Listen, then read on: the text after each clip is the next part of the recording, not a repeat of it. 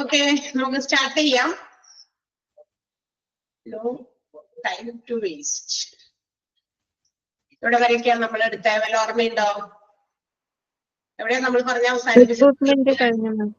എന്തോ recruitment recruitment ആണ് നമ്മൾ പറഞ്ഞു നിർത്തിയിരിക്കുന്നത്. റിക്രൂട്ട്മെന്റ് എന്താണ് എന്ന് നമ്മൾ പറഞ്ഞു അല്ലെ. ഇനി അതിന്റെ ബാക്കി റിക്രൂട്ട്മെന്റിനെ കുറിച്ച് എക്സ്പ്ലെയിൻ ചെയ്തിട്ടുണ്ട്. എന്താണ് റിക്രൂട്ട്മെന്റിനെ അഫക്ട് ചെയ്യുന്ന ഫാക്ടേഴ്സ് എന്തൊക്കെയാണ്, അങ്ങനെ കുറച്ച് കാര്യങ്ങൾ നമുക്ക് പഠിക്കാനുണ്ട്. അപ്പൊ എന്താ റിക്രൂട്ട്മെന്റ് എന്ന് പറഞ്ഞു കഴിഞ്ഞാൽ, റിക്രൂട്ട്മെന്റ് എന്ന് പറയുന്നത് ഇറ്റ്സ് ദ സൗണ്ട് മ്യൂട്ട് ചെയ്തിട്ട് കേട്ടോ, വരുന്നവരൊക്കെ വരട്ടെ.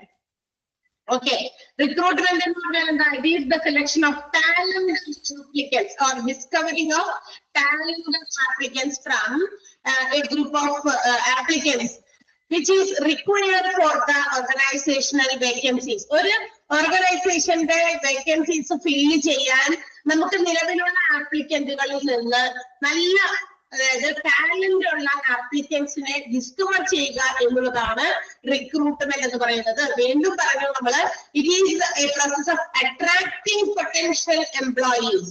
അതായത് എന്താ പറയാ, വളരെ കഴിവുള്ള മികവുള്ള എംപ്ലോയീസിനെ അട്രാക്ട് ചെയ്യുന്ന ഒരു പോളിസി കൂടിയാണ്, അല്ലെങ്കിൽ ഒരു പ്രൊസീജിയർ കൂടിയാണ് എന്ന് വിളിക്കാം നമ്മൾ റിക്രൂട്ട്മെന്റ് എന്ന് വിളിക്കാം. That means we have to encourage them to apply for that particular job. ആ ജോലിക്ക് ഞാനും കൂടി അപ്ലൈ ചെയ്യണം എന്നുള്ള ഒരു എൻകറേജ്മെന്റ്, ഒരു അട്രാക്ഷൻ കൊടുക്കലും കൂടിയാണ് റിക്രൂട്ട്മെന്റ്. ഇപ്പൊ നമ്മൾ ഏതെങ്കിലും ഒരു ഓർഗനൈസേഷനിൽ വേക്കൻസി ഉണ്ടെന്ന് അറിയുമ്പോൾ what are the factors which attract us to apply for that particular job? ആ ജോബിലേക്ക് നമ്മൾ എന്തൊക്കെ ഘടകങ്ങൾ കണ്ടിട്ടാണ്, അവിടുത്തെ എന്തൊക്കെ സൗകര്യങ്ങൾ, അവിടുത്തെ ബെനിഫിറ്റുകൾ, മറ്റൊത്തിരി കാര്യങ്ങൾ കണക്കിലെടുത്തിട്ടാണ് നമ്മൾ എന്ത് ചെയ്യുന്നത്, അതിലേക്ക് അപ്ലൈ ചെയ്യുന്നത്. അപ്പൊ അങ്ങനെ അതിനു വേണ്ടിയിട്ട് ആളുകളെ, എംപ്ലോയീസിനെ അട്രാക്ട് ചെയ്യുക എന്നുള്ളതും റിക്രൂട്ട്മെന്റ് എന്ന് പറയുന്ന പ്രോസസ് ആണ്. അങ്ങനെ റിക്രൂട്ട്മെന്റ് എന്ന് പറയുന്നത് it's the most important personal administration. തൊഴിൽ അല്ലെങ്കിൽ തൊഴിലാളികളെ അഡ്മിനിസ്റ്റർ ചെയ്യുന്നത് ഏറ്റവും ഇമ്പോർട്ടന്റ് ആയിട്ടുള്ള ഒരു ഫംഗ്ഷൻ ആണ് റിക്രൂട്ട്മെന്റ് എന്ന് പറയുന്നത്. അപ്പൊ അങ്ങനെ വരുമ്പോൾ they have to select good, talented, qualified, അല്ലെ, എനർജറ്റിക്, അങ്ങനെയുള്ള ആളുകളെയൊക്കെ വേണം എന്ത് ചെയ്യാനായിട്ട്, സെലക്ട് ചെയ്യാനായിട്ട്. And it depends upon the hiring ratio. ഏത് രീതിയിലാണ് അവരതിനെ സെലക്ട് ചെയ്യുന്നത്, ഹയറിംഗ് റേഷ്യോയുടെ അടിസ്ഥാനത്തിലാണ്. That means they have to first of all find out what are the number of employees required in particular organization. ആ ഒരു സംരംഭത്തിന് എത്ര ആളുകൾ വേണം എന്നുള്ളത് ആദ്യം തന്നെ കണ്ടുപിടിക്കുന്നു. എന്നിട്ട് ഇത്ര വേക്കൻസി ഉണ്ട് എന്നുള്ള കാര്യം ആളുകളെ അറിയിക്കുന്നു. It should be conveyed through advertisement-ലൂടെ ആകാം, മറ്റൊത്തിരി മാർഗങ്ങളൊക്കെ പറയുന്നുണ്ട്, അതായത് താഴെ വരുന്നുണ്ട്. അപ്പൊ ഏത് രീതിയിലാണോ നമുക്ക് വേണ്ട എംപ്ലോയീസിന്റെ എണ്ണം ആളുകളെ അറിയിക്കുക, അത് ആ സോഴ്സിലൂടെ ആളുകളെ അറിയിക്കുക. അങ്ങനെ അതിൽ നിന്ന് നമുക്കറിയാം, അങ്ങനെ ഒരു അഡ്വർടൈസ്മെന്റ് അല്ലെങ്കിൽ അങ്ങനെയുള്ള ഒരു എന്തെങ്കിലും അറിവ് ആളുകൾക്ക് കിട്ടിക്കഴിയുമ്പോൾ many people will apply for that particular job. ഒരുപാട് പേര് ക്വാളിഫൈഡ് ആയിട്ട് ഇഷ്ടം പോലെ ആളുകൾ നമ്മുടെ പുറത്ത് നിൽക്കുന്നുണ്ട്. അതായത് വെൽ ക്വാളിഫൈഡ്, ഒത്തിരി ക്വാളിഫിക്കേഷന്റെ ഒത്തിരി സർട്ടിഫിക്കറ്റുകളുമായിട്ട് പുറത്ത് ഒത്തിരി ആളുകളുണ്ട്.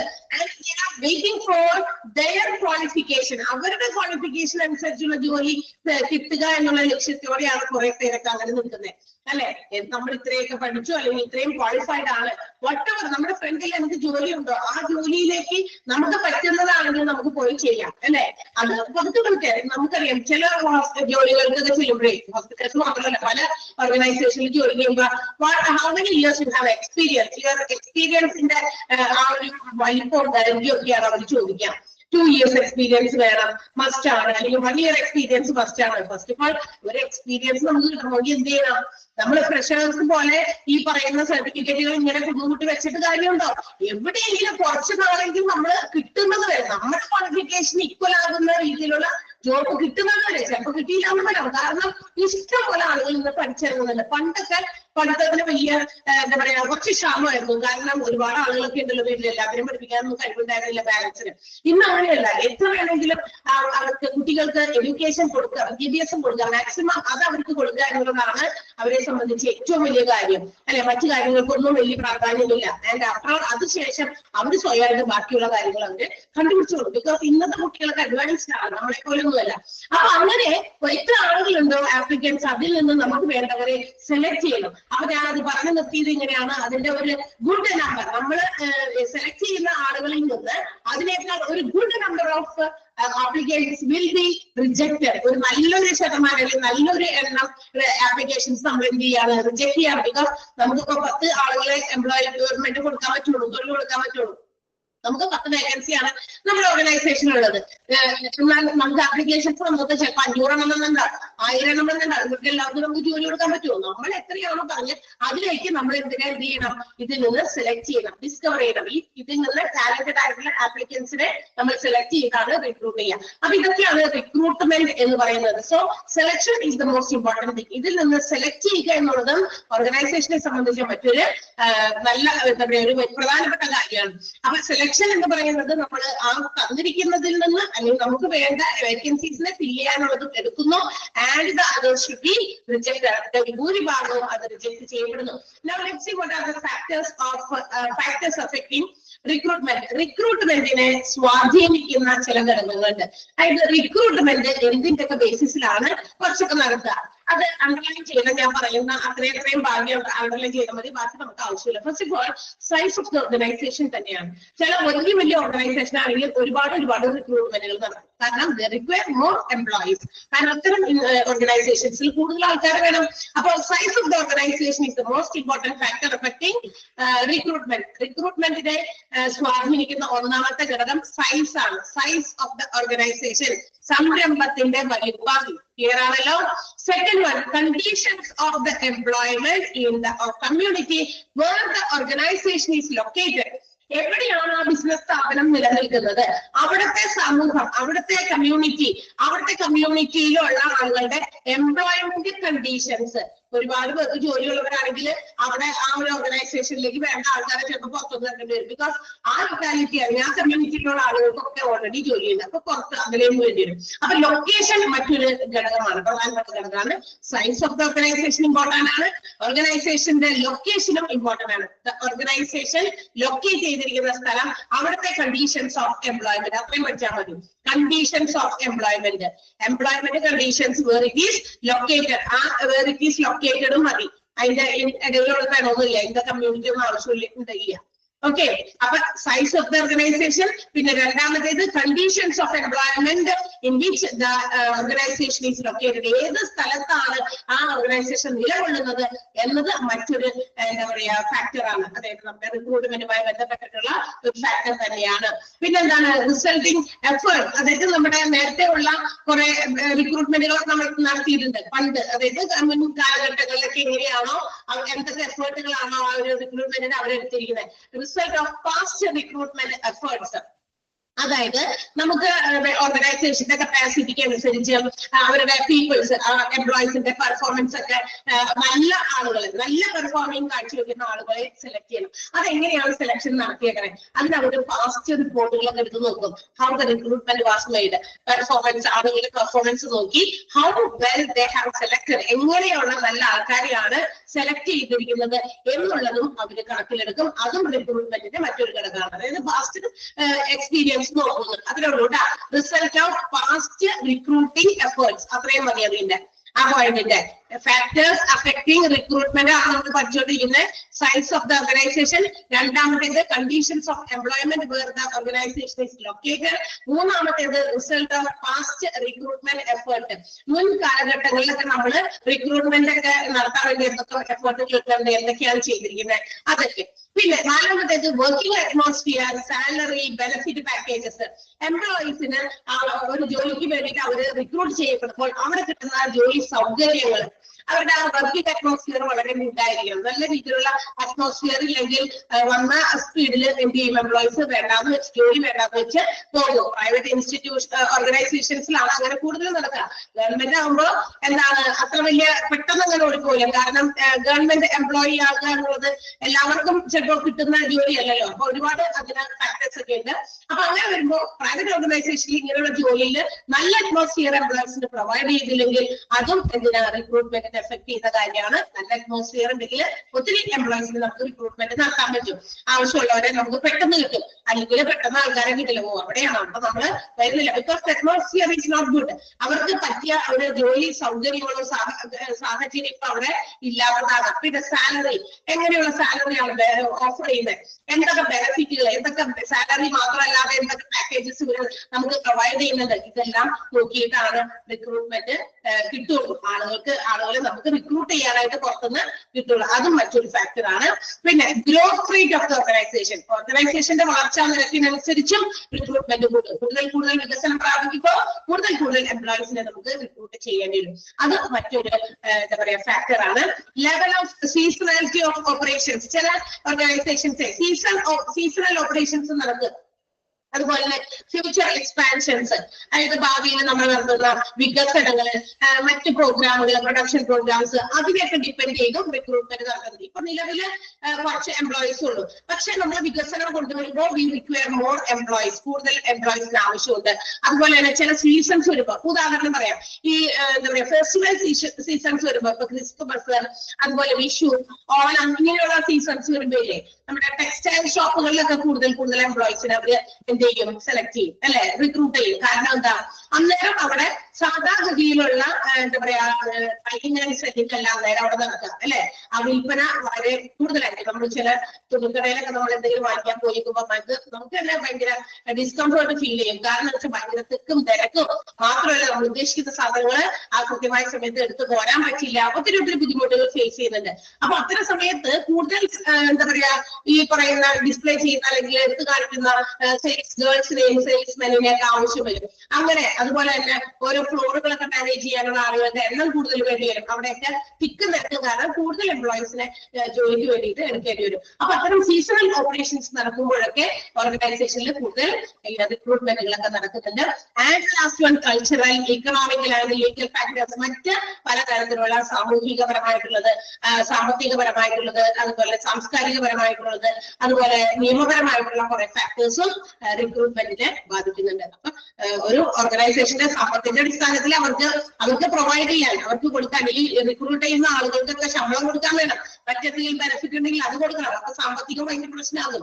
കൾച്ചറൽ, ഒരു സംസ്കാരം ഉണ്ടായിരിക്കും അവരുടെ ഓർഗനൈസേഷൻ, അതിന് ഒതുങ്ങുന്ന ആളുകളെ ഏറ്റവും ചിലപ്പോൾ അവര് എംപ്ലോയീസ് ആയിട്ട് എടുക്കുക. അപ്പൊ കൾച്ചർ എന്ന് പറയുന്നതിനും വലിയ പ്രാധാന്യമുണ്ട്. ലീഗൽ ഫോർമാലിറ്റീസ് ഉണ്ടായിരുന്നു. These all are considered why recruitment is made. ഓരോ എംപ്ലോയീസിനെ റിക്രൂട്ട് ചെയ്യുന്ന സമയത്ത് ഇത്തരം കാര്യങ്ങൾ കണക്കിലെടുക്കേണ്ടത് അത്യാവശ്യമാണ്. These are the factors affecting റിക്രൂട്ട്മെന്റിനെ സ്വാധീനിക്കുന്ന ഘടകങ്ങളാണ് നമ്മൾ പറഞ്ഞത്. ചെറുതാക്കി ഞാൻ ഒന്നുകൂടി പറയാം. സൈസ് ഓഫ് ദ ഓർഗനൈസേഷന്റെ വലിപ്പം, conditions of employment in which the organisation is located. ആ ഒരു എവിടെയാണോ ഓർഗനൈസേഷൻ സിറ്റുവേറ്റ് ചെയ്യുന്നത് അവിടുത്തെ എംപ്ലോയ്മെന്റ് സാഹചര്യങ്ങൾ, വ്യവസ്ഥകള്, മറ്റു കാര്യങ്ങള്. പിന്നെ പാസ്റ്റ് റിക്രൂട്ടിംഗ് എഫേർട്ടുകൾ അത് നോക്കിയിട്ടുണ്ടാവും. പിന്നെ working atmosphere, salary, benefits, other packages it is provided to the എംപ്ലോയീസിന് കൊടുക്കുന്ന സാലറി, അവിടുത്തെ വർക്കിംഗ് അറ്റ്മോസ്ഫിയർ, മറ്റ് ബെനിഫിറ്റുകൾ, പാക്കേജസ് ഒക്കെ. Growth rate of the organisation, വികസനം കൂടുമ്പോൾ കൂടുതൽ എംപ്ലോയീസിന് വേണ്ടി വരും. സീസണാലിറ്റി ഓഫ് ഓപ്പറേഷൻസ്, അതായത് സീസൺസ് അനുസരിച്ച് ഓർഗനൈസേഷനിലെ പ്രവർത്തനങ്ങളും വർദ്ധിക്കും. അന്നേരം കൂടുതൽ എംപ്ലോയീസിന് വേണ്ടി വരും. അതേസമയം സീസൺസ് ഒക്കെ മാറി കഴിഞ്ഞ് കഴിയുമ്പോൾ അത്രയും ആളുകൾക്ക് സാലറി കൊടുക്കാനായിട്ട് ചിലപ്പോൾ പറ്റിയെന്നില്ല. അപ്പൊ ചിലപ്പോൾ കണ്ടീഷൻസിലായിരിക്കും അവരെ റിക്രൂട്ട് ചെയ്യാം. ഇത്ര നാളത്തേക്ക്, ഇത്ര സമയത്തേക്ക്, ഇത്ര മാസത്തേക്ക് എന്നൊക്കെ പറഞ്ഞിട്ടായിരിക്കും റിക്രൂട്ട്മെന്റ് നടത്തുക. സ്ഥിരമായിട്ടല്ലല്ലോ. പ്രൈവറ്റ് ഓർഗനൈസേഷൻസ് ഒക്കെ അങ്ങനെ ആയിരിക്കുമല്ലോ പ്രവർത്തിക്കുക. പിന്നെ കൾച്ചറൽ, ഇക്കണോമിക്കൽ ആൻഡ് ലീഗൽ ഫാക്ടേഴ്സും ഫാക്ടർ ഓഫ് റിക്രൂട്ട്മെന്റിനെ അഫക്ട് ചെയ്യുന്ന, സ്വാധീനിക്കുന്ന ഘടകങ്ങളാണ്. ക്ലിയർ ആയോ? ഫാക്ടേഴ്സ് മനസ്സിലായോ? ആ പോയിന്റുകൾ അങ്ങനെ അണ്ടർലൈൻ ചെയ്താൽ മതി. ഞാൻ പറഞ്ഞ ഭാഗം മാത്രം, ബാക്കിയുള്ളത് ലീവ് ചെയ്തേക്കാം. സൈസ് ഓഫ് ഓർഗനൈസേഷൻ ഒന്നാമത്തെ point. Conditions of employment which organisation is located. Okay, അത്. പിന്നെ result of past recruitment efforts, working atmosphere, salary, benefit packages, growth rate of organization, level of seasonality, operations, future expansion, cultural, economical and legal factors. Okay.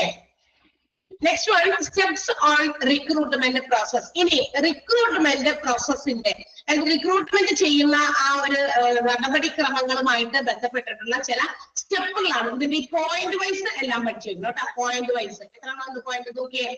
ഒന്ന് recruitment policy, ഒന്ന് recruitment organisation, forecast of man power requirement, development of sources of recruitment.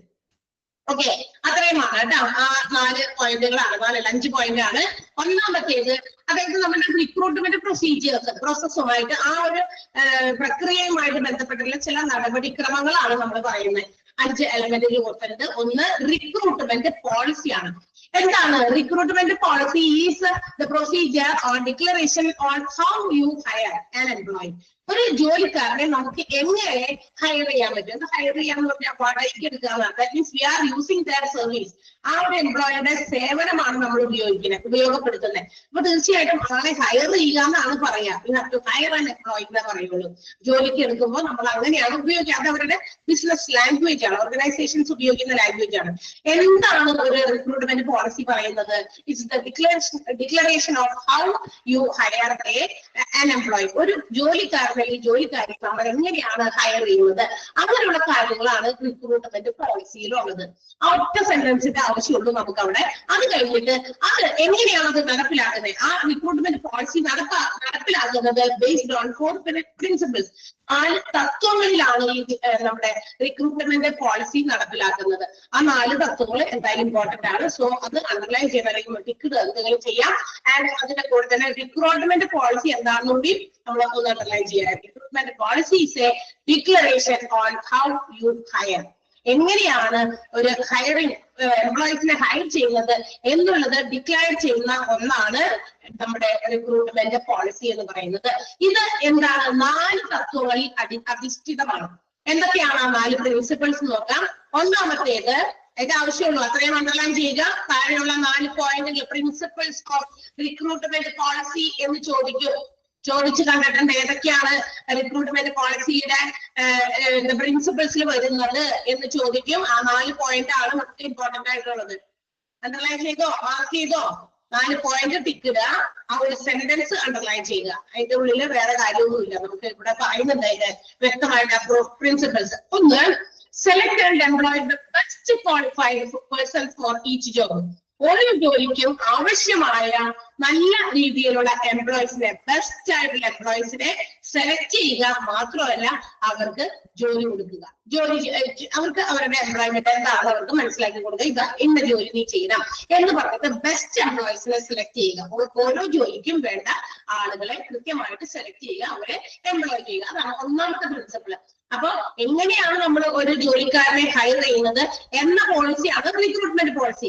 അത് ഈ പറയുന്ന 4 തത്വങ്ങളിൽ അധിഷ്ഠിതമാണെന്നാണ് പറയുന്നത് principles. അതിൽ ഒന്നാമത്തെയാണ് to select and employ the best person for a job. ഒരു ജോബിലേക്ക് അല്ലെങ്കിൽ ഓരോ ജോബിനും വ്യക്തമായിട്ട് നമ്മൾ കണ്ടെത്തേണ്ടത് ആരെയാണ്? നല്ല ജോലിക്കാരനെയാണ്.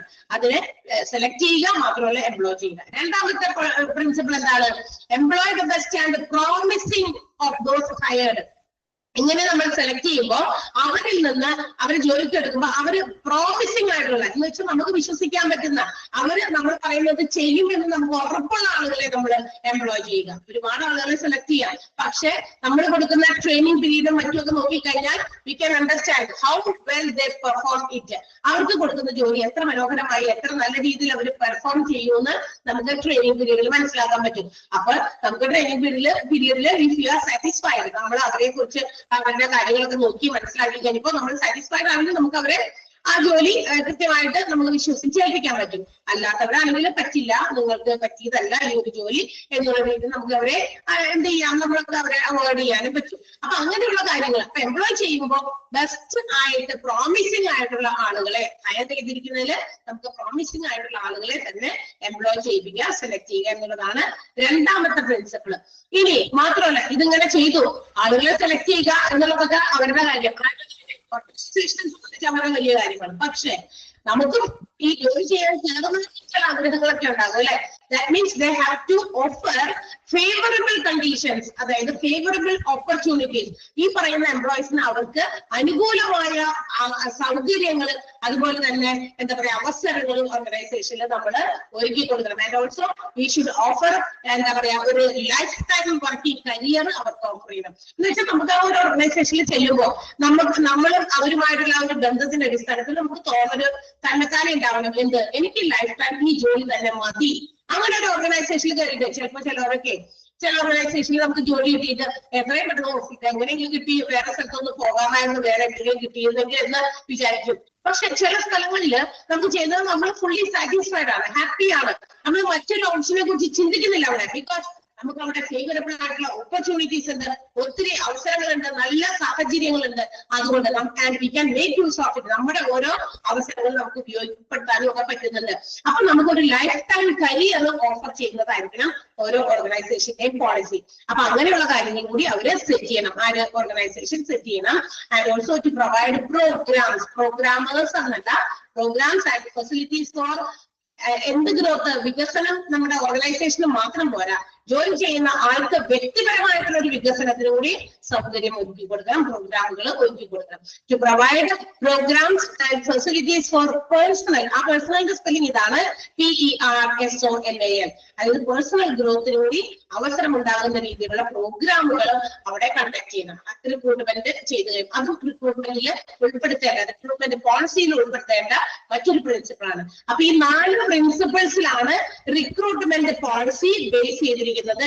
റിക്രൂട്ട്മെന്റ് പോളിസി എന്ന് പറയുന്നത് declaration on how you hire, ഒരു എംപ്ലോയിനെ നമ്മൾ എങ്ങനെ ഹയർ ചെയ്യും എന്നത് വിശദീകരിക്കുന്നതാണ് റിക്രൂട്ട്മെന്റ് പോളിസി.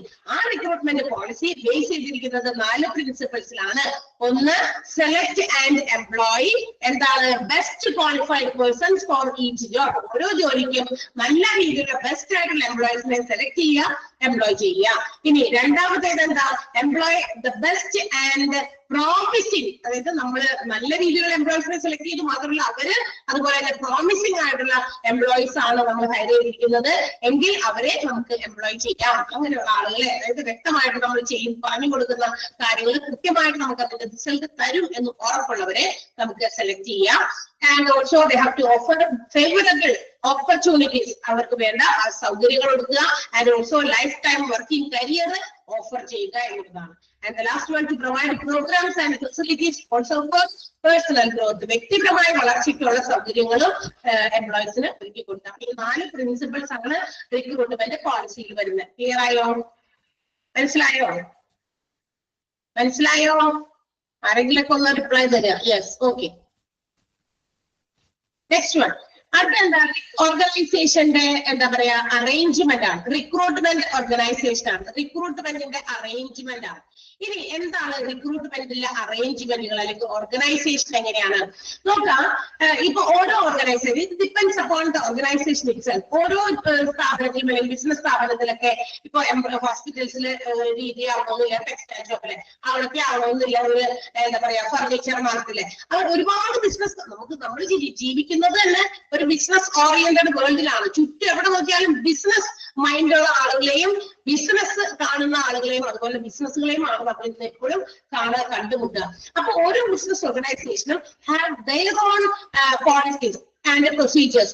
ഏതെങ്കിലും ഒരു എന്താ പറയുക ചട്ടക്കൂട് പോലെ ഏതെങ്കിലും ഒരു പോളിസി, ഈ റിക്രൂട്ട്മെന്റുമായി ബന്ധപ്പെട്ട് ഒരു ചട്ടക്കൂട് പോലെ ഒരു പോളിസി ഇല്ല, ഒരു പ്രൊസീജിയർ ഇല്ല. ജനറൽ ആയിട്ട് ഒരു പ്രൊസീജിയർ എന്താ പറയാ ഇല്ല എന്ന് പറയാം. നമുക്ക് ഏതിനെ സംബന്ധിച്ച്, ഓർഗനൈസേഷനെ സംബന്ധിച്ച് റിക്രൂട്ട്മെന്റ് ചെയ്യുമ്പോൾ ഭിന്ന രീതി ഫോളോ ചെയ്യണം, അങ്ങനെ ഒരു ജനറൽ പ്രൊസീജിയർ ഇതുവരെയും ഇല്ല എന്നാണ്. And all the organisation have its own customised procedures. തീർച്ചയായും ഓരോ ഓർഗനൈസേഷനും അവരുടേതായ അവർ ഉണ്ടാക്കിയെടുത്ത, അവർ കസ്റ്റമൈസ് ചെയ്തെടുത്ത പ്രൊസീജിയേഴ്സ് ആണ് ഉള്ളത്. അപ്പൊ ചിലപ്പോൾ ചില ഓർഗനൈസേഷൻസിൽ എങ്ങനെയാണ് അവർ റിക്രൂട്ട്മെന്റ് ഒക്കെ നടത്തുന്നത്, ആ റിക്രൂട്ട് ചെയ്യുന്നതിന്റെ അടിസ്ഥാനത്തിൽ അവരെന്തൊക്കെ കാര്യങ്ങളാണ് പോളിസീസ് ആണ് രൂപീകരിച്ചിരിക്കുന്നത്, അതാവുന്നില്ല വേറെ ഓർഗനൈസേഷന്റെ. അപ്പൊ ഇത് depends upon the organisation itself. ഓരോ വ്യത്യസ്തമായിട്ടുള്ള ബിസിനസ് സംരംഭങ്ങളും അവരവരുടേതായ രീതിയിൽ റിക്രൂട്ട്മെന്റ് പ്രൊസീജിയേഴ്സ് ഡിസൈൻ ചെയ്തിട്ടുണ്ടായിരിക്കും. ആൻഡ് ഇത് ഡിസൈൻ ചെയ്യുമ്പോഴും they have to consider 2 things. അത് അവർ ഡിസൈൻ ചെയ്യുമ്പോൾ അവർ കുറച്ച് കാര്യങ്ങൾ അവർ അതിനകത്ത് കൺസിഡർ ചെയ്യുന്നുണ്ട്. അവരുടേതായ രീതിയിൽ ഡിസൈൻ ചെയ്യാം. കസ്റ്റമൈസ് ചെയ്യാന്ന് പറഞ്ഞാൽ കസ്റ്റമൈസ് ചെയ്യുന്നത് കസ്റ്റമറുടെ നിർദ്ദേശപ്രകാരം ഉണ്ടാക്കുക എന്നാണ്. അപ്പോൾ നമുക്കറിയാം ഓരോ ഓർഗനൈസേഷനും അവരെങ്ങനെയുള്ള കസ്റ്റമേഴ്സിനെയാണ് ആഗ്രഹിക്കുന്നത്. ഞങ്ങൾക്ക് ഇന്ന ബിസിനസ്സാണ് ഞങ്ങൾ ചെയ്യുന്നത്, ഞങ്ങൾക്ക് ഇങ്ങനെയുള്ള കസ്റ്റമേഴ്സിനെ ആവശ്യം. അപ്പൊ ആ കസ്റ്റമേഴ്സിനെ കൂടി അട്രാക്ട് ചെയ്യുന്ന രീതിയിലുള്ള റിക്രൂട്ട്മെന്റ് പോളിസീസ് ആയിരിക്കും എന്ത് ചെയ്യുക അവരെടുക്കുക. അങ്ങനെ എല്ലാ ഓർഗനൈസേഷനും അങ്ങനെയാണ് ചിന്തിക്കുക. ഇപ്പൊ ഉദാഹരണം, ഒരു ടെക്സ്റ്റൈൽ ഷോപ്പിൽ നമ്മൾ ചെല്ലുന്നു, അവരുടെ സെയിൽസ് ഗേൾസ് നമ്മളോട് പെരുമാറുന്ന ബിഹേവ് ചെയ്യുന്ന രീതി ചിലർക്കൊക്കെ ചെല്ലുമ്പോൾ നമുക്ക് ഇഷ്ടാവില്ല. അവിടെ ചെന്ന് കഴിഞ്ഞാൽ നമ്മൾ ഉദ്ദേശിക്കുന്ന സാധനത്തില്ല, അവരുടെ ഇഷ്ടം നമ്മളിൽ അടിച്ചേൽപ്പിച്ചിട്ട് ഇത് കൊണ്ടൊക്കെ ഇങ്ങനെ ആ ഒരു മൈൻഡ് കാണിക്കും. പക്ഷെ ചില സ്ഥലത്ത് ചെല്ലുമ്പോൾ ഭയങ്കര പ്ലീസിങ് മാനറിലായിരിക്കും അവർ നമ്മളോട് ബിഹേവ് ചെയ്യാം. ആ ഒരു ബിഹേവിയർ തന്നെ നമ്മളെ വീണ്ടും ആ ഒരു ഓർഗനൈസേഷനിലേക്ക് വീണ്ടും തീർച്ചയായും പ്രേരിപ്പിക്കുന്ന ഒരു ഘടകമാണ് അല്ലെ. അപ്പൊ ടെക്സ്റ്റൈൽ ഓർഗനൈസേഷനിൽ വേണ്ട എംപ്ലോയീസിന് അങ്ങനെ ഒരു എന്താ പറയാ മൈൻഡും അതുപോലെ മറ്റുള്ളവരെ പ്ലീസ് ചെയ്യാനും മറ്റുള്ളവരെ സന്തോഷിപ്പിക്കാനൊക്കെ ഉള്ള ഒരു കഴിവും ഒക്കെ ഉള്ള ജോലിക്കാരെ എടുക്കണം. അല്ലാതെ എന്താ പറയാ ഭയങ്കര ദേഷ്യത്തോടെ കസ്റ്റമേഴ്സിനെ മൈൻഡ് ചെയ്യുന്നില്ല, അല്ലെങ്കിൽ അവരുടെ ആവശ്യങ്ങൾ എന്താണെന്ന് ചോദിച്ചവർക്ക് മനസ്സിലാക്കി അവർക്ക് ആ ഒരു സേവനം പ്രൊവൈഡ് ചെയ്യുന്നില്ല, അല്ലെങ്കിൽ തീർച്ചയായിട്ടും അത് ഓർഗനൈസേഷന്റെ എന്താ പറയാ വളർച്ചയായിരിക്കില്ല, അതവിടെ തളർച്ചയായിരിക്കും കാണിക്കുക. അപ്പൊ തീർച്ചയായിട്ടും ആ ഓർഗനൈസേഷനിൽ പിന്നീട് നമുക്ക് അറിയാൻ പറ്റും, എവിടെന്നെങ്കിലൊക്കെ ആളെങ്കിലൊക്കെ പറയും നിങ്ങളുടെ ഇപ്പൊ ഒരുപാട് സജഷൻ ബോക്സുകളൊക്കെ ഉണ്ട്, നമുക്ക് അവിടെ കസ്റ്റമർ സർവീസ് എങ്ങനെയിരുന്നു എന്നൊക്കെ നമുക്ക് വേണമെങ്കിൽ അവിടെ എന്ത് ചെയ്യാം, നമ്മുടെ സജഷൻസ് ആയിട്ട് അവിടെ രേഖപ്പെടുത്തി വെക്കാം.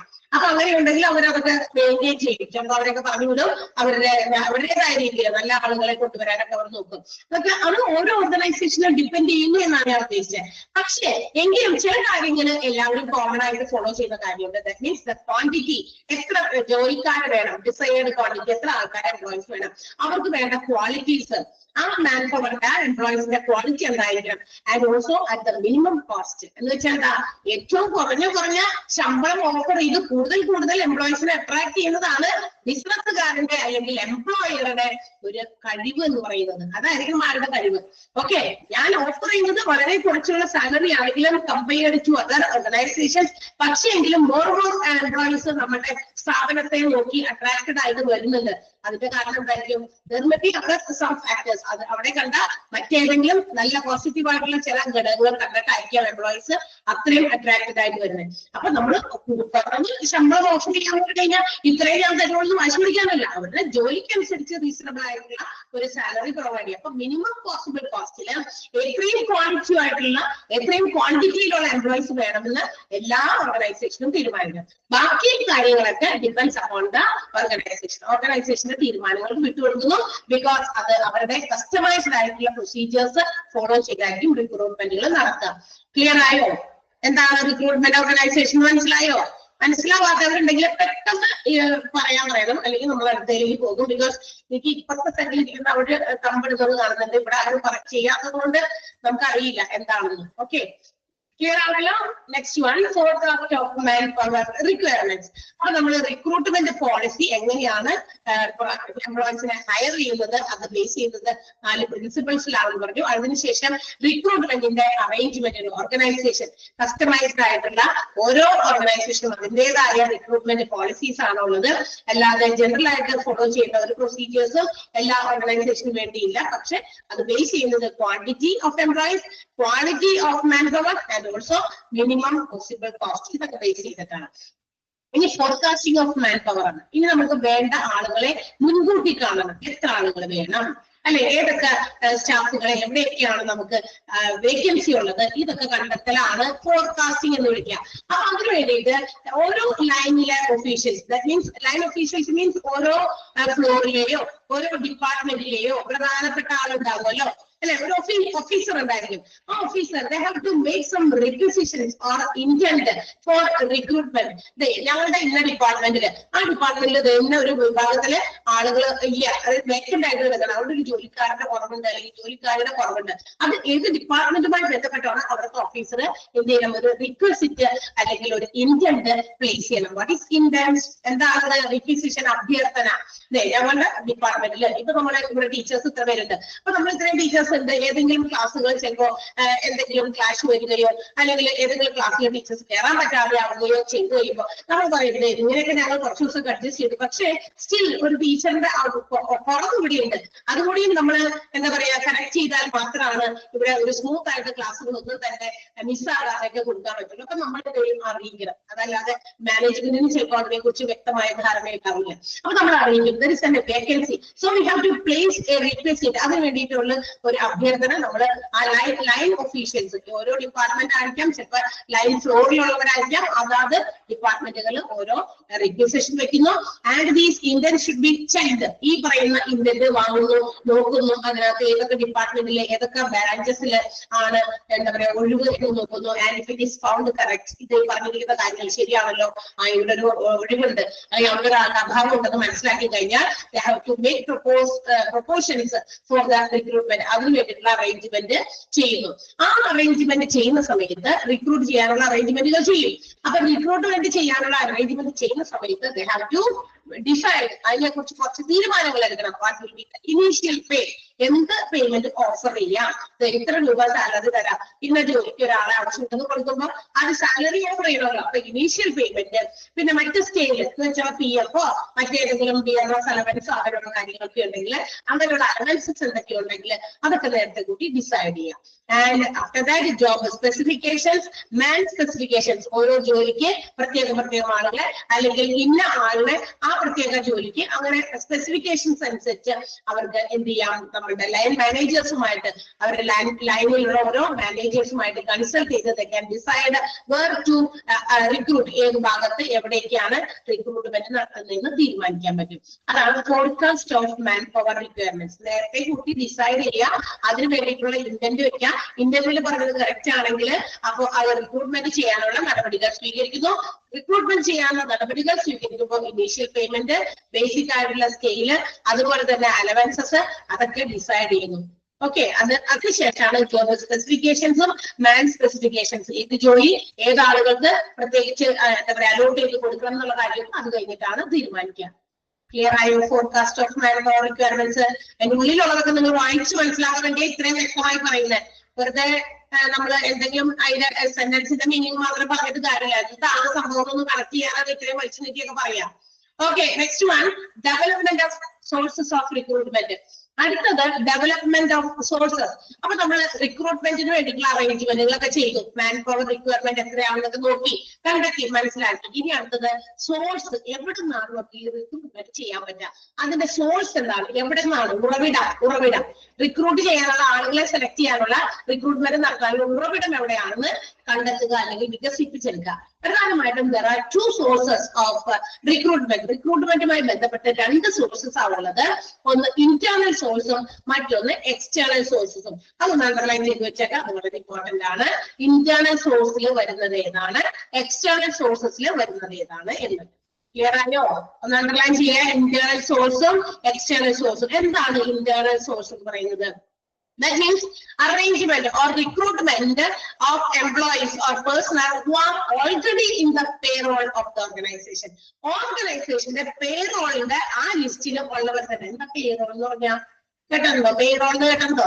അതായത് എംപ്ലോയീസിന് സാലറിയോ വേജസോ ഒക്കെ കൊടുക്കുന്നതിന് വേണ്ടിയിട്ട് ഒരു ഷീറ്റ് ഉണ്ടാക്കി വെച്ചിട്ടുണ്ടായിരിക്കും. അതിനകത്ത് basic salary, dearness allowance, PF, പിന്നെ മറ്റെന്തെങ്കിലും തരത്തിലുള്ള ബെനഫിറ്റുകളൊക്കെ ഉണ്ടെങ്കിൽ അത് അങ്ങനെ ഇതെല്ലാം ഇവിടെ സെപ്പറേറ്റ് ഓരോ കോളം തിരിച്ച് അത് റോസ് ആൻഡ് കോളംസ് ആയിട്ട് വരിയും നിരയും ഒക്കെ ആയിട്ട് ഓരോരുത്തരുടെ പേര് എഴുതി. ഇപ്പൊ ആദ്യം മിസ്റ്റർ എ എന്ന് പറഞ്ഞ ആളുടെ പേര് എഴുതി, ആൾക്ക് 10,000 രൂപ സാലറി, ഇത്ര രൂപ അദ്ദേഹത്തിന്റെ ഡിയർനെസ് അലവൻസ് അല്ലെങ്കിൽ DA ഒക്കെ ഉണ്ടല്ലോ, അങ്ങനെയുള്ള അലവൻസുകൾ. അതിൽ നിന്ന് PF-ലേക്ക് ഇത്ര കോൺട്രിബ്യൂട്ട് ചെയ്യണം, 5% ഓഫ് ദ സാലറിയുടെ 5% PF-ലേക്ക് പോകും. അതോടെ പിടുത്തമാണ്, അതൊക്കെ അതിന് മൈനസ് ചെയ്യണം. ഇതെല്ലാം കഴിഞ്ഞ് കയ്യിലേക്ക് എത്ര കിട്ടും, ലാസ്റ്റ് കോളത്തിൽ എന്താണ് പേയ്മെന്റ് എത്രയാണെന്നുള്ളത് കാണിക്കും. അങ്ങനെ ഓരോ ജോലിക്കാരന്റെയും ഓരോ എംപ്ലോയീസിന്റെയും ഒരു ലിസ്റ്റ് ഇങ്ങനെ ഉണ്ടാക്കി വെക്കും നമ്മുടെ കമ്പ്യൂട്ടേഴ്സിൽ ഇന്നത് സ്പ്രെഡ്ഷീറ്റിലാണ് അങ്ങനെയൊക്കെ ഉണ്ടാക്കി വെക്കാം. ഓക്കെ, MS Excelല് സ്പ്രെഡ്ഷീറ്റിനകത്ത് ഇങ്ങനെ കറക്റ്റ് ആയിട്ട് എഴുതി വെക്കും. അപ്പൊ അവരെ സേവ് ചെയ്ത് വെച്ചാൽ പെട്ടെന്ന് അവർക്കത് മനസ്സിലാക്കാനായിട്ട് സാധിക്കുകയും ചെയ്യും. ആ പേരോളിലുള്ള ആളുകളിൽ നിന്ന് തന്നെ, ദാറ്റ് മീൻസ് ആ ഓർഗനൈസേഷനിൽ വർക്ക് ചെയ്യുന്ന ആളുകളിൽ നിന്ന് തന്നെ വേറെ ഏതെങ്കിലും ആ ഓർഗനൈസേഷനിലെ മറ്റേതെങ്കിലും മേഖലകളിലേക്ക്, മറ്റേതെങ്കിലും ഡിപ്പാർട്ട്മെന്റിലാകാം, മറ്റേതെങ്കിലും ഓഫീസുകളിലേക്കാകാം, അവിടെയുള്ള ആളെ തന്നെ എടുത്തിട്ട് ഇവിടെ നിന്ന് അപ്പുറത്തേക്ക് വേറെ സ്ഥലത്ത് റിക്രൂട്ട് ചെയ്യുന്നു. അതിനെയാണ് നമ്മൾ ഇന്റേണൽ സോഴ്സ് ഓഫ് റിക്രൂട്ട്മെന്റ് എന്ന് വിളിക്കാം. ക്ലിയർ ആയോ? എന്താണ് ഇന്റേണൽ സോഴ്സ് ഓഫ് റിക്രൂട്ട്മെന്റ്? മനസ്സിലായോ? ആർക്കെങ്കിലും മനസ്സിലാവാത്തതുണ്ടോ? അത് ഇമ്പോർട്ടന്റ് ആണ്, അണ്ടർലൈൻ ചെയ്യുക. So when A vacancy is reported, ഏതെങ്കിലും ഒരു വേക്കൻസി റിപ്പോർട്ട് ചെയ്ത് കഴിഞ്ഞാൽ ഓർഗനൈസേഷനിൽ വിതിൻ ദ ഓർഗനൈസേഷൻ, ആ ഓർഗനൈസേഷനിൽ നിന്ന് തന്നെ ജോലിക്കാരെ എടുത്ത് ഒന്നില്ലെങ്കിൽ അപ്ഗ്രേഡ് ചെയ്യും. അപ്ഗ്രേഡ് ചെയ്യാന്ന് പറഞ്ഞാൽ എന്താ? കുറച്ചുകൂടി എന്താ പറയുക, ഉയർന്ന സ്ഥാനം കൊടുക്കുക അല്ലെ. ഇപ്പൊ നിലവിൽ ഇന്ന ജോലിയാ ചെയ്തോണ്ട് കുറച്ചുകൂടി പൊസിഷൻ അങ്ങോട്ട് മാറ്റി അപ്ഗ്രേഡ് ചെയ്യുക. അതുപോലെ പ്രൊമോഷൻ ചെയ്യാം, ട്രാൻസ്ഫർ ഇന്ന ഡിപ്പാർട്ട്മെന്റിൽ മറ്റേ ഡിപ്പാർട്ട്മെന്റിലേക്ക് ട്രാൻസ്ഫർ കൊടുത്തു. അല്ലെങ്കിൽ ചില സമയത്ത് അത് ഡിമോഷൻസ് മാറും. എന്താ ഡിമോഷൻ? പ്രൊമോഷന്റെ ഓപ്പോസിറ്റ് ആണ് ഡിമോഷൻ. സ്ഥാനം കയറ്റം കൊടുക്കുന്നത് പോലെ തന്നെ സ്ഥാനം ഇറക്കാം. ചില ഒരു പണിഷ്മെന്റ് രീതിയാണത് ഡിമോഷൻ എന്ന് പറയുന്നത്. അതായത് കൊടുക്കുന്ന ഉത്തരവാദിത്തങ്ങളും മറ്റു കാര്യങ്ങളൊക്കെ കൃത്യമായിട്ട് ചെയ്യാതെ ഉഴപ്പും അലമ്പും ഒക്കെ കാണിക്കുന്ന ചില ജോലിക്കാർക്ക് കൊടുക്കുന്ന ഒരു പണിഷ്മെന്റ് ട്രാൻസ്ഫർ ആണ് ഡിമോഷൻ എന്ന് പറയുന്നത്. നേരത്തെ കുറച്ചുകൂടി ഉയർന്ന ശമ്പളമൊക്കെ ഉള്ള ജോലിയായിരുന്നു, ആളുടെ കൈയിരിപ്പ് കാരണം ആളെ എന്ത് ചെയ്യുന്നു? ഡിമോട്ട് ചെയ്യുന്നു. അപ്പൊ വിതിൻ ദ ഓർഗനൈസേഷൻ തന്നെയാണ്, അതിനകത്ത് തന്നെ ഓർഗനൈസേഷനുള്ളിൽ തന്നെ അങ്ങോട്ടേക്ക് ഇങ്ങോട്ടേക്ക് മാറ്റുന്നതാണ് ഇന്റേണൽ സോഴ്സ് ഓഫ് റിക്രൂട്ട്മെന്റ് എന്ന് പറയുന്നത്. ക്ലിയർ ആണോ? ക്ലിയർ ആയോ? ആർക്കെങ്കിലും മനസ്സിലാക്കുന്നുണ്ടോ? ഇല്ലല്ലോ? യെസ്, ഇതൊക്കെ സിമ്പിൾ ടോപ്പിക്കുമാണ്. ഇപ്പൊ ഈ ഭാഗമൊക്കെ കുറച്ച് മുന്നേ ഇത്തിരി പാഠങ്ങളൊക്കെ നിങ്ങൾക്ക് പേഴ്സണൽ പോളിസി ഒക്കെ തോന്നുമെങ്കിൽ റിക്രൂട്ട്മെന്റിനെ സംബന്ധിക്കുന്നതൊക്കെ കുറെയൊക്കെ നമുക്ക് പെട്ടെന്ന് മനസ്സിലാവുന്നത്. ബിക്കോസ് നമ്മളൊക്കെ കുറെ എന്താ പറയാ ഇന്റർവ്യൂസ് അറ്റൻഡ് ചെയ്യുന്നവരും അതുപോലെ റിക്രൂട്ട്മെന്റുമായിട്ട് ബന്ധപ്പെട്ട് കുറെ കേൾക്കുകയൊക്കെ ചെയ്യുന്നവരാണല്ലോ. അടുത്തത് എക്സ്റ്റേണൽ സോഴ്സ് ആണ്. എന്താ എക്സ്റ്റേണൽ സോഴ്സ്? അപ്പൊ എന്തായിരിക്കും എക്സ്റ്റേണൽ? ഇന്റേണൽ എന്ന വാക്ക് നമുക്ക് പറഞ്ഞു അകത്തുനിന്ന് തന്നെ, എവിടെ തന്നെ? ഓർഗനൈസേഷന് അകത്ത് തന്നെ അങ്ങോട്ടേക്കും ഇങ്ങോട്ടേക്കും ഒക്കെ അഡ്ജസ്റ്റ് ചെയ്യുന്നു. Okay, yes. അപ്പൊ ഔട്ട്സൈഡിൽ നിന്നാണ്, that means out of the organisation, ഓർഗനൈസേഷന്റെ പുറത്തുനിന്ന് നമ്മൾ ആൾക്കാരെ ജോലിക്കായിട്ട് കൊണ്ടുവരുന്നു. അതാണ് എക്സ്റ്റേണൽ സോഴ്സ് ഓഫ് റിക്രൂട്ട്മെന്റ്. അത് എവിടെ നിന്നൊക്കെയാണ് എന്നുള്ളതാണ് താഴെ ABCD എന്ന് പറയുന്ന പോയിന്റ് കൊടുത്തിരിക്കുന്നത്. ഒന്ന് എന്താണ്? New entrants to the labour force. അതായത് ലേബർ ഫോഴ്സിലേക്ക്, തൊഴിൽ വിഭാഗത്തിലേക്ക് പുതിയ ആളുകൾ എത്തുക. എങ്ങനെയാ പുതിയ ആളുകൾ എത്തുക? ഓരോ കോഴ്സുകൾ കംപ്ലീറ്റ് ചെയ്ത് അവരൊക്കെ വെൽ ക്വാളിഫൈഡ് ആയിട്ട് പുറത്തിറങ്ങുമ്പോൾ ലേബർ ഫോഴ്സ് വർദ്ധിക്കുന്നു. ഒരുപാട് ലേബേഴ്സ്, അതായത് ജോലി ചെയ്യാൻ പാകമാകുന്ന ഒത്തിരി ക്വാളിഫിക്കേഷൻസ് ഉള്ള ആളുകൾ നമുക്ക് ചുറ്റുമുണ്ട്. സ്റ്റിൽ അവർക്ക് ജോലി ഇല്ലാത്തവരുള്ളവർ. അപ്പൊ ലേബർ ഫോഴ്സ് ഉണ്ട് നമുക്ക്, പക്ഷെ നോ ജോബ്, ജോലി ഇല്ല എന്ന് പറഞ്ഞ് നടക്കുന്നു. അങ്ങനെ ഒരു ലേബർ ഫോഴ്സ് യങ് ആയിട്ടുള്ള പുതിയ കോഴ്സുകളൊക്കെ പഠിച്ച് പുതിയ കോളേജസിലൊക്കെ കഴിഞ്ഞ് കോളേജ് സ്റ്റുഡൻസ് ഒക്കെ അവരെ പഠിത്തമൊക്കെ കഴിഞ്ഞ് പുറത്തിറങ്ങുന്നവര് ഇൻഎക്സ്പീരിയൻസ്ഡ് ആയിട്ടുള്ള പൊട്ടൻഷ്യൽ എംപ്ലോയീസും ആ വിഭാഗത്തിൽ പെടും. അതായത് എക്സ്പീരിയൻസ് ഒന്നുമില്ല പക്ഷെ നല്ല കഴിവുള്ള എംപ്ലോയീസ്. ഇവരൊക്കെയാണ് new entrants to the labour force എന്ന് പറയുന്ന എക്സ്റ്റേണൽ സോഴ്സിൽ വരാം. ന്യൂ എൻട്രന്റ് എന്ന് വെച്ചാൽ എൻട്രന്റ് മീൻസ് എന്താ? പുതിയതായിട്ട് പ്രവേശിക്കുന്നത് ലേബർ ഫോഴ്സിലേക്ക്. തൊഴിൽ ചെയ്യാൻ സന്നദ്ധരായിട്ടുള്ളവരാണ്, പക്ഷെ തൊഴിലില്ല, അതാണ് ഉദ്ദേശിക്കുന്നത്. ഓക്കെ, നെക്സ്റ്റ് വൺ എന്താ? അൺഎംപ്ലോയിഡ് ആണ്, ജോലിയില്ല, തൊഴിലില്ല. But they have wide variety of skills and abilities. ഒത്തിരി കഴിവ് മികവൊക്കെ ഉണ്ട്, നല്ല കഴിവും മികവൊക്കെ. അങ്ങനെയുള്ള ജോലിക്കാരും ഉണ്ട്. അത് എംപ്ലോയിഡ് ആണ്, പക്ഷെ അൺഎംപ്ലോയിഡ് ആണ്, ജോലി ഇല്ലാതെ നടക്കുന്ന ഒത്തിരി കഴിവും മികവൊക്കെ ഉള്ള ആൾക്കാര്. അത് പിന്നെ റിട്ടയർഡ് എക്സ്പീരിയൻസ്ഡ് പേഴ്സൺസ്, അതായത് ജോലിയൊക്കെ കഴിഞ്ഞു, വിരമിച്ചു, ജോലിയുടെ ഒരു പ്രായം ഉണ്ടല്ലോ വിരമിക്കുന്ന, റിട്ടയർമെന്റ് പ്രായമൊക്കെ കഴിഞ്ഞു, അത് വിരമിക്കലൊക്കെ കഴിഞ്ഞു, പക്ഷെ still they are young. Age is just A number എന്ന് പറയുന്നത് പോലെ ചില ആൾക്കാർ ഏജ് ഒക്കെ പറയുമ്പോഴാണ് ഇത്ര പ്രായം ഉണ്ടോ എന്ന് അറിയുന്നത്. അതൊക്കെ വെറും പ്രായം കാണുന്ന തെളിയിക്കുന്ന ഒത്തിരി ആളുകളെ നമുക്ക് ചുറ്റും കാണാം. അപ്പൊ ഭയങ്കര എനർജറ്റിക് ആയിട്ട്, ഭയങ്കര സ്മാർട്ടായിട്ട്. എനിക്ക് തോന്നുന്നത് ഇപ്പോഴത്തെ യങ്സ്റ്റേഴ്സിനെ അപേക്ഷിച്ച് അവർ അങ്ങനെ ചില വിഭാഗമുണ്ട്. ചില ആൾക്കാർ സ്റ്റിൽ അവരുടെ എന്താ പറയാ കഴിവൊക്കെ ഇങ്ങനെ പുറത്തേക്ക് എടുക്കുന്ന, വയസ്സായി പ്രായമായി, അയ്യോ എനിക്ക് ഇത്രയും വയസ്സായല്ലോ അപ്പൊ ഞാൻ ഇങ്ങനെയൊന്നും ചെയ്യാൻ പാടില്ല എന്ന് വിചാരിച്ച് സ്വയം ഒതുങ്ങി കൊടുത്ത കുറെ ആൾക്കാരുണ്ട്. പക്ഷെ ഇതൊന്നും വയസ്സൊക്കെ ഒരു ജസ്റ്റ് നമ്പർ, മനുഷ്യന്മാരുടെ സൗകര്യത്തിന് തരുന്നതാണ് അല്ലെ. ഒരു ദിവസം ജനിക്കുന്നു, എപ്പോഴെങ്കിലൊക്കെ നമ്മൾ കുറച്ച് നാളുകൾ ഇങ്ങനെയൊക്കെ നടന്ന് ചിലപ്പോൾ ചിലരൊക്കെ പെട്ടെന്ന് വയസ്സാവുമ്പോൾ തന്നെയൊന്നും ഇല്ല നമുക്ക് മരിക്കാനായിട്ട് അല്ലെ. അപ്പൊ നമ്മളുടെ ആ ഒരു നമ്മുടെ ബോഡി, അതിന്റെ നമ്മുടെ ഫിറ്റ്നസ്, ഹെൽത്ത്, ഇതൊക്കെ എന്താ പറയാ ഘടകങ്ങളാണ് നമ്മുടെ ഭരണത്തിലേക്കുള്ള നീളവും ഇതൊക്കെ കുറയ്ക്കുന്നതും കൂട്ടുന്നതൊക്കെ. അപ്പൊ അതാണ്, അല്ലാതെ ഏജ് എന്ന് പറയുന്നത് ഒരു എന്താ പറയാ നമ്പറായിട്ട് നമ്മൾ മാത്രമേ കണ്ടാൽ മതി. അല്ലാതെ അയ്യോ ഇത്രയും പ്രായം ഇനി മരിക്കാൻ വേണ്ടി ബാക്കിയൊക്കെ ആളുകളും റെഡിയായി നിൽക്കുന്നതാണോ? അല്ല. ഇന്ന് ഒരുപാട് ആളുകൾക്ക് അങ്ങനെ ബോധമൊക്കെ വന്നിട്ടുണ്ട്. സോ അത്രയും എനർജറ്റിക് ആയിട്ടുള്ള എക്സ്പീരിയൻസ്ഡ് ആയിട്ടുള്ള പേഴ്സൺസ് ഉണ്ട്. അവരെയും നമുക്ക് എന്ത് ചെയ്യാം, പുറത്തുനിന്നൊക്കെ ജോലി സ്ഥാപനങ്ങളിൽ കൊടുക്കാം. ഇപ്പൊ ഗവൺമെന്റ് എംപ്ലോയി ആയിട്ടുള്ള വിരമിച്ചുന്നുള്ളൂ, പ്രൈവറ്റ് ഓർഗനൈസേഷനിൽ വർക്ക് ചെയ്യുന്ന ഒരുപാട് ആൾക്കാർ അങ്ങനത്തെ ഉണ്ട് അല്ലെ. ഏജൊന്നും ഒരു എന്താ പറയാ ഒരു ലിമിറ്റേഷൻ ആയിട്ട് മനസ്സിലാക്കാത്തവര്. അപ്പൊ ഇതൊക്കെയാണ് ആര് എന്തെന്ന് പറയുന്നത് എക്സ്റ്റേണൽ സോഴ്സസ് ഓഫ് റിക്രൂട്ട്മെന്റ്. അപ്പൊ എക്സ്റ്റേണൽ സോഴ്സസ് ഓർഗനൈസേഷന്റെ പുറത്തുനിന്ന് ഉദാഹരണങ്ങൾ പറഞ്ഞിട്ടുണ്ട്. ന്യൂ എൻട്രൻസ്, അൺഎംപ്ലോയിഡ് ആയിട്ടുള്ളവര്, പിന്നെ എക്സ്പീരിയൻസ്ഡ് ആയിട്ടുള്ള റിട്ടയർഡ് പേഴ്സൺസ്, മറ്റു വിഭാഗത്തിലുള്ളവര്. അപ്പൊ ഇതൊക്കെ ഒന്ന് അറിയണം. അത് രണ്ടും ഒന്ന് അണ്ടർലൈൻ ചെയ്ത് വെച്ചിട്ടുണ്ടല്ലോ. അണ്ടർലൈൻ ചെയ്തില്ലേ? യെസ്. ഇനി നെക്സ്റ്റ് വേണം, അടുത്തത് എന്താണ് നമ്മൾ പഠിക്കാൻ പോകുന്നത്? Methods or techniques of recruitment. ഇനി ഈ നമ്മളുടെ റിക്രൂട്ട്മെന്റ് നടത്തുന്നതുമായി ബന്ധപ്പെട്ടുള്ള ചില ടെക്നിക്കുകൾ അല്ലെങ്കിൽ മെത്തേഡ്, എന്തൊക്കെ രീതിയിലാണ് റിക്രൂട്ട്മെന്റ് നടത്തുന്നത്?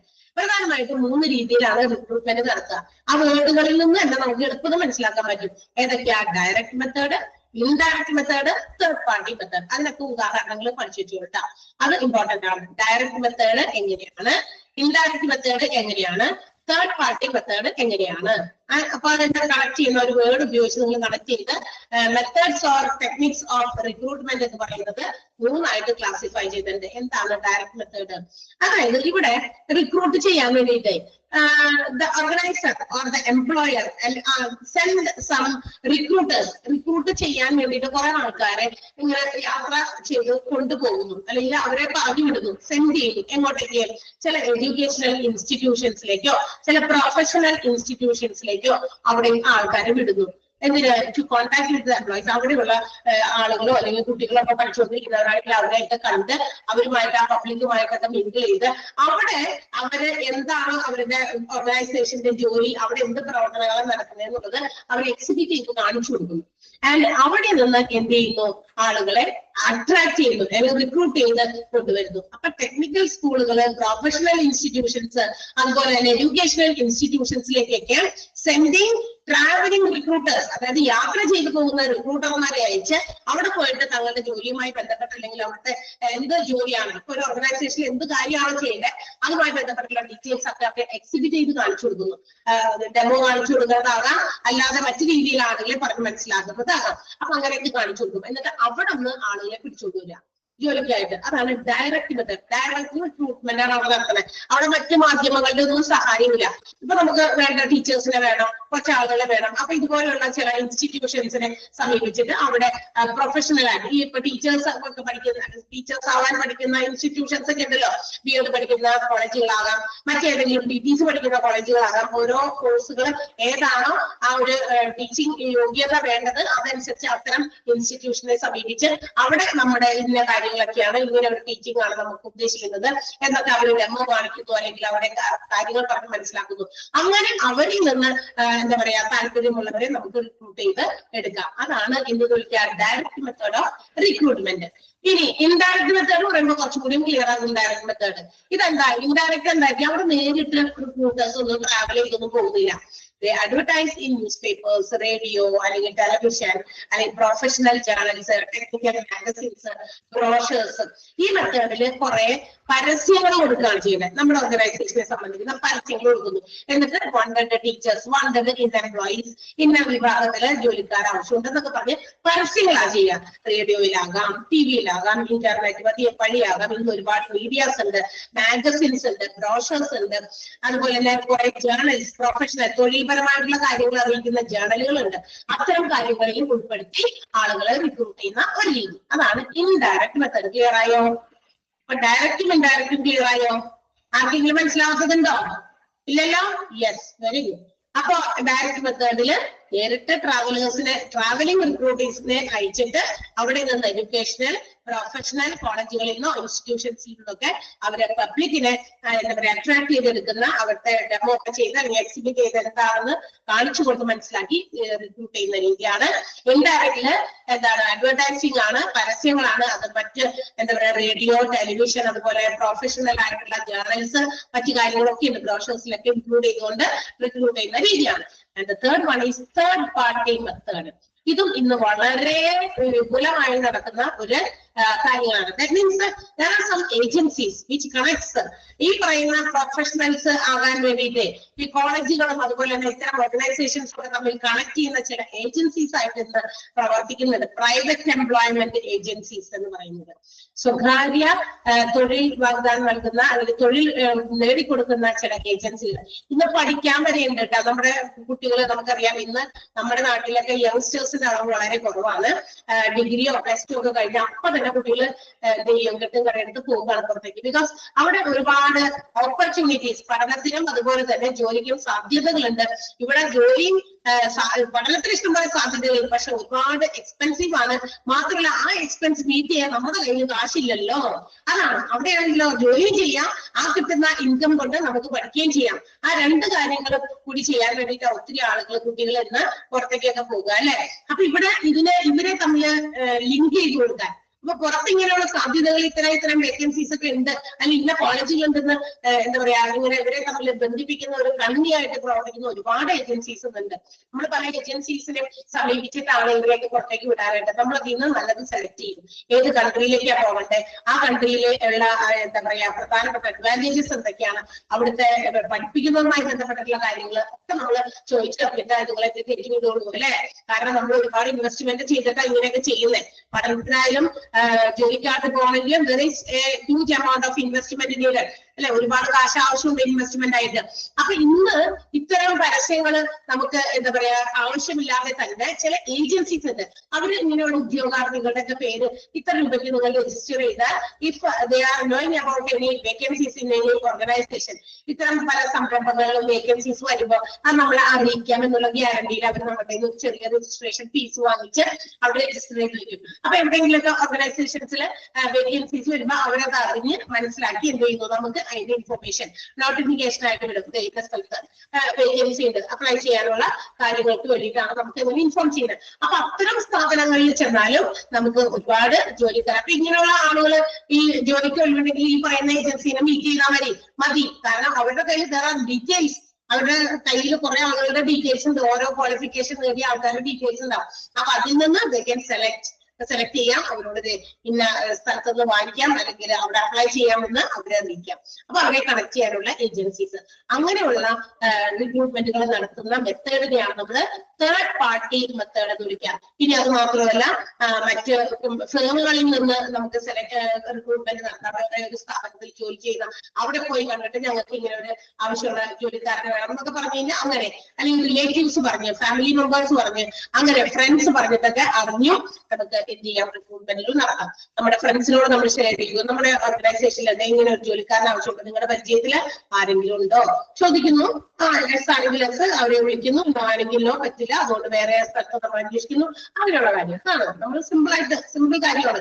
ഡയറക്റ്റ്ലി നേരിട്ട് ട്രാവലിംഗ് റിക്രൂട്ടേഴ്സ് പോകുന്നു ഇത്തരം സ്ഥാപനങ്ങളിൽ, അവിടുന്ന് റിക്രൂട്ട്മെന്റുകൾക്ക് പറ്റിയ ആൾക്കാരെ നോക്കി റിക്രൂട്ട് ചെയ്യുന്നു. സെക്കൻഡില് ഇൻഡയറക്റ്റ് മെത്തേഡാണ്, അഡ്വർടൈസിംഗ് ആണ്, പരസ്യങ്ങളാണ്, പല മാധ്യമങ്ങളിൽ പരസ്യം ചെയ്യുന്നു. തേർഡ് പാർട്ടിയില് കമേഴ്സ്യൽ ആയിട്ടുള്ള പ്രൈവറ്റ് എംപ്ലോയ്മെന്റ് ഏജൻസീസിൽ നമുക്ക്, അതുപോലെ സ്റ്റേറ്റ് ഏജൻസീസിൽ പ്ലേസ്മെന്റ് ഓഫീസുകളുണ്ട്, സ്കൂളുകളുണ്ട്, കോളേജുകളുണ്ട്, പ്രൊഫഷണൽ അസോസിയേഷൻസ് ഉണ്ട്, റിക്രൂട്ടിംഗ് ഫേമുകളുണ്ട്, കൺസൾട്ടിംഗ് ഫേമുകളുണ്ട്. ഇവരോ അതുപോലെ ഫ്രണ്ട്സ്, റിലേറ്റീവ്സ് വഴിയൊക്കെ നമുക്ക് റിക്രൂട്ട്മെന്റുകൾ നടത്താൻ പറ്റും. ക്ലിയർ ആണോ? ക്ലിയർ? സംശയമുണ്ടോ? Yes, okay. സോ ഇനി നമ്മൾ പഠിക്കാൻ പോകുന്നത് അടുത്ത ഭാഗം. യെസ്, അടുത്തത് ഒരു ചെറിയ ഹെഡിങ് ഉണ്ട്, method of assessment of recruitment programme. നമ്മൾ റിക്രൂട്ട്മെന്റ് പ്രോഗ്രാം നടത്തി, അതിനെ കുറിച്ച് ഒരു വിലയിരുത്തലുകൾ നല്ലതാണ്. നമ്മൾ റിക്രൂട്ട് ചെയ്തത് ശരിയായോ, അല്ലെങ്കിൽ തെറ്റിപ്പോയോ, നമുക്ക് എവിടെയാണ് തെറ്റി പറ്റിയത് എന്നൊക്കെ കണ്ടുപിടിക്കണം അല്ലെ. അത് വളരെ അത്യാവശ്യമാണ്. ഒരു ഓർഗനൈസേഷനിൽ after the recruitment they have to assess the degree or the correctness of that particular recruitment. താൻ നടത്തിയ അല്ലെങ്കിൽ തങ്ങളുടെ ഓർഗനൈസേഷൻ നടത്തിയ റിക്രൂട്ട്മെന്റ് പ്ലാൻ എന്ന് പറയുന്നത് അല്ലെങ്കിൽ റിക്രൂട്ട്മെന്റ് പ്രോഗ്രാം എന്നത് പറഞ്ഞത് നല്ലതായി അല്ലെങ്കിൽ വളരെ നല്ല രീതിയിലുള്ള റിക്രൂട്ട്മെന്റ് നടത്തിയത് അല്ല, നമുക്ക് പാളിപ്പോയില്ല, നമ്മൾ ചെയ്ത റിക്രൂട്ട്മെന്റ് രീതി ശരിയായിരുന്നില്ല, അല്ലെങ്കിൽ നമുക്ക് ഫോൾട്ട് പറ്റി, വീഴ്ച പറ്റി, നമ്മൾ ഉദ്ദേശിച്ച രീതിയിലുള്ള റിസൾട്ട് നമുക്ക് ആ റിക്രൂട്ട്മെന്റുകളിൽ നിന്ന് കിട്ടുന്നില്ല എന്നൊക്കെ എങ്ങനെ മനസ്സിലാക്കാം? അതിനുള്ള അസസ്മെന്റ് നമുക്ക് വിലയിരുത്താം. സോ അതിന് വേണ്ടിയിട്ട് റിക്രൂട്ടിംഗ് കഴിഞ്ഞു കഴിഞ്ഞാൽ it should be periodically assessed. Recruitment ചെയ്തതിന് ശേഷം അതുമായി ബന്ധപ്പെട്ട് ചില ഇടയ്ക്കിടയ്ക്കുള്ള അസസ്മെന്റുകൾ, വിലയിരുത്തലുകൾ നടത്തണം. റിക്രൂട്ട് ചെയ്ത വ്യക്തികളെ അവരെ നോക്കുക, അല്ലെങ്കിൽ അവരെ അന്വേഷിക്കുക, അവർ എത്രത്തോളം അവര് കൊടുത്ത ജോലികൾ ചെയ്യാൻ ശ്രമിക്കുന്നുണ്ട്, അവരുടെ ട്രെയിനിങ് പീരീഡ് അവർ കംപ്ലീറ്റ് ചെയ്യുമ്പോൾ അവർ എഫിഷ്യന്റ് ആയോ, പെർഫെക്റ്റ് ആയോ എന്നുള്ള കാര്യങ്ങളൊക്കെയാണ് നമ്മൾ നോക്കണ്ടേ. അല്ലാതെ റിക്രൂട്ട് ചെയ്തത് 10 പേരെ റിക്രൂട്ട് ചെയ്തു, അവരുടെ എണ്ണം 10 ഉണ്ടോ എന്ന് നോക്കലല്ല. ആ 10 പേരെ റിക്രൂട്ട് ചെയ്തതില് ഏതൊക്കെ ആളുകൾ വളരെ കൃത്യമായ രീതിയിൽ നമ്മൾ പറഞ്ഞ അല്ലെങ്കിൽ നമ്മളുടെ ആവശ്യത്തിന് നമ്മുടെ ഓർഗനൈസേഷനിൽ പറ്റുന്ന രീതിയിലുള്ള പെർഫോമൻസ് കാഴ്ചവെക്കുന്നുണ്ട്. ഇതൊക്കെ വിലയിരുത്തുക, അതാണ് അസസ്മെന്റ് എന്ന് ഉദ്ദേശിക്കുന്നത്. അതിന് വേണ്ടിയിട്ട് നമ്മൾ എന്ത് ചെയ്യുന്നു? അതിന് വേണ്ടിയിട്ട് ചില കാര്യങ്ങൾ കണക്കിലെടുക്കേണ്ടത് അത്യാവശ്യമാണ് റിക്രൂട്ട്മെന്റ് പ്രോഗ്രാമിന്റെ അസസ്മെന്റ് ചെയ്യാൻ വേണ്ടിയിട്ട്. ഒന്നാമത്തേത് കോസ്റ്റ് ഓഫ് ദ ആപ്ലിക്കന്റ് എന്ന് പറഞ്ഞാൽ എന്താ? ആ ഒരു ഉദ്യോഗാർത്ഥിയെ നമ്മൾ തെരഞ്ഞെടുത്തപ്പോ അതിന് വേണ്ടി വന്ന ചെലവ് എന്ന് വെച്ചാൽ നിനക്ക് 1 ലക്ഷം രൂപ സാലറിയാണ്. അപ്പൊ നമുക്ക് നേരെ കണക്കാം അവരെ സംബന്ധിച്ച്, ഓർഗനൈസറിനെ സംബന്ധിച്ച് ആ ഒരാൾക്ക് 1 ലക്ഷം രൂപ സാലറി കൊടുക്കും. അപ്പൊ ആളെ നമ്മുടെ എടുത്തത് വിലയ്ക്ക് വാങ്ങിച്ചത് എത്ര രൂപയ്ക്കാ? മാസം 1 ലക്ഷം രൂപ സാലറി കൊടുക്കാമെന്നാണ്. അപ്പൊ അത് ആൾക്ക് വേണ്ടി വന്ന ചെലവ്. പിന്നെ മറ്റെന്തെങ്കിലുമൊക്കെ ചെലവുകൾ ഉണ്ടെങ്കിൽ അത്. പിന്നെ ആപ്ലിക്കന്റ് ഹയറിംഗ് റേഷ്യോ, അതായത് നമ്മൾ എടുത്ത ആളുകളുടെ എണ്ണം എത്ര, നമുക്ക് കിട്ടിയ ആപ്ലിക്കേഷൻ എത്ര, ആ റേഷ്യോ കണക്കിലെടുക്കണം. പിന്നെ അവരുടെ കാലാവധി, ഇപ്പൊ ഇത്ര കാലത്തേക്ക് ഇത്ര നാളത്തേക്ക് എന്നൊക്കെ ഉണ്ടെങ്കിൽ അത് കണക്കിലെടുക്കണം. Performance appraisal.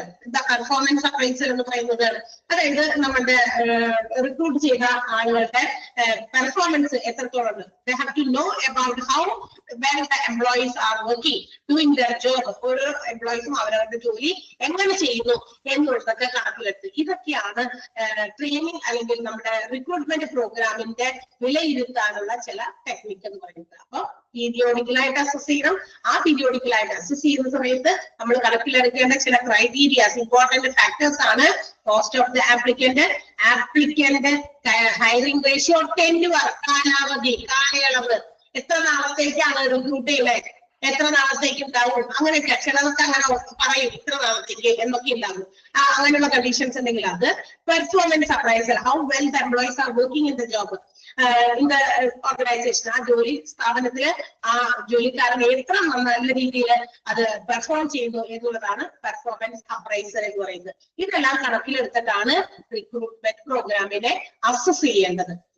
ഓക്കെ, ക്ലിയർ ആയോ? അത് നിങ്ങൾ മനസ്സിലാക്കി വെക്കണം. നെക്സ്റ്റ് വൺ സെലക്ഷൻ ആണ്. സെലക്ഷൻ എന്താണ്? സെലക്ഷൻ ഇനി അപ്പൊ റിക്രൂട്ട്മെന്റ് ചെയ്യുന്നതുമായി ബന്ധപ്പെട്ട് മറ്റൊരു കാര്യമാണ് സെലക്ഷൻ. സെലക്ഷൻ എന്ന് പറയുന്നത് നമുക്ക് ഒരുപാട് നമ്മുടെ മുമ്പിൽ ഉദ്യോഗാർത്ഥികൾ ഉണ്ടായിരുന്നു. ഇതിൽ നിന്ന് നല്ലതിനോ ഇത് തിരഞ്ഞെടുക്കുന്നത് അല്ലെ. നമ്മൾ പച്ചക്കറി കടയിൽ പോയാലും നമ്മൾ സെലക്ഷൻ നടത്തും അല്ലെ. തക്കാളി നല്ലത് എടുക്കും. അപ്പൊ നല്ലത് തിരഞ്ഞെടുക്കല് നമുക്ക് ഉള്ളതാണ്. അപ്പൊ ഏത് ഓർഗനൈസേഷനെ സംബന്ധിച്ച് നല്ല എംപ്ലോയിയെ തിരഞ്ഞെടുക്കുക. ക്വാളിഫിക്കേഷൻസ് ലെവൽ മാത്രമല്ല അതിന് വേണ്ടിയിട്ട് ഉപയോഗിക്കുന്ന കൺസ്ട്രെയിന്റുകൾ അല്ലെങ്കിൽ ഫാക്ടേഴ്സ് എന്ന് പറയുന്നത് selection procedures is related to acquiring relevant information about an applicant. ഒരു ആപ്ലിക്കന്റിനെ സംബന്ധിക്കുന്ന എല്ലാ തരത്തിലുള്ള വേണ്ട അല്ലെങ്കിൽ വളരെ ഇമ്പോർട്ടന്റ് ആയിട്ടുള്ള, റെലവന്റ് മീൻസ് ഇമ്പോർട്ടന്റ് ആയിട്ടുള്ള എല്ലാ ഇൻഫോർമേഷൻസും കളക്ട് ചെയ്യുക അല്ലെങ്കിൽ മനസ്സിലാക്കിയെടുക്കുക എന്നുള്ളതാണ് സെലക്ഷൻ പ്രൊസീജിയേഴ്സ് ബന്ധപ്പെട്ടിരിക്കുന്നത്. അപ്പൊ സെലക്ഷൻ നടത്തുന്ന സമയത്ത് ആ ആപ്ലിക്കന്റിനെ സംബന്ധിക്കുന്ന എല്ലാ ഇമ്പോർട്ടന്റ് ആയിട്ടുള്ള ഇൻഫോർമേഷൻസും നമ്മൾ കളക്ട് ചെയ്യുന്നത്. ആളുടെ പ്രായം, ആളുടെ പേര്, അഡ്രസ്, മറ്റു കാര്യങ്ങൾ, അത് തന്നെ എല്ലാ കാര്യങ്ങളും എല്ലാം കണക്കിലെടുക്കണം. എല്ലാ റെലവന്റ് ആയിട്ടുള്ള ഇൻഫർമേഷൻസും നമ്മൾ കളക്ട് ചെയ്യുന്നു.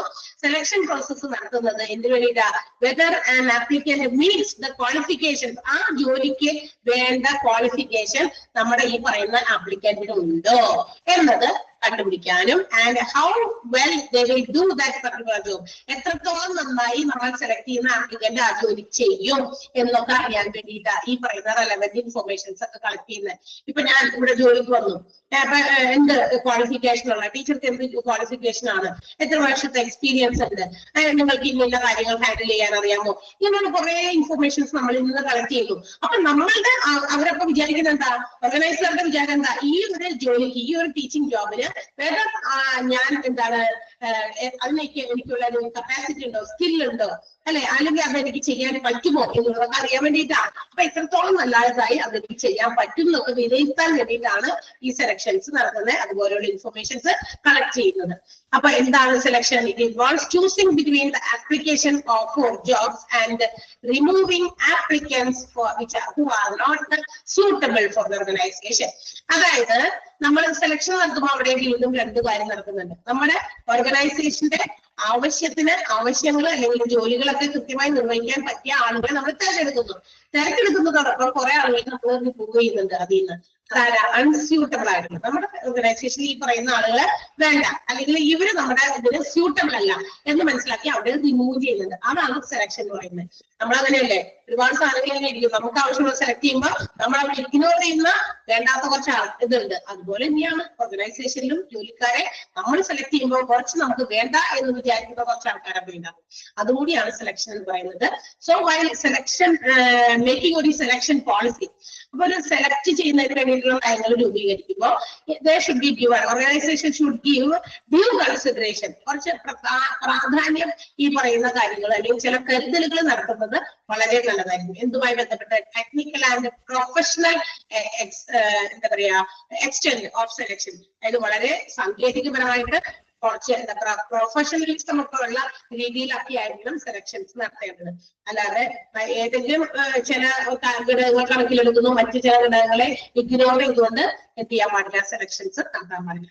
അതിനകത്ത് ആ നടുവിലുള്ള സെലക്ഷൻ എന്ന് പറയുന്ന സെന്റൻസ് ഒന്ന് അണ്ടർലൈൻ ചെയ്തേക്കാം. Selection involves choosing between applicants for jobs and removing applicants who are unsuitable applicants.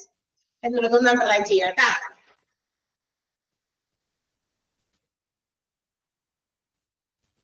ഇതോ ചെയ്തല്ലോ.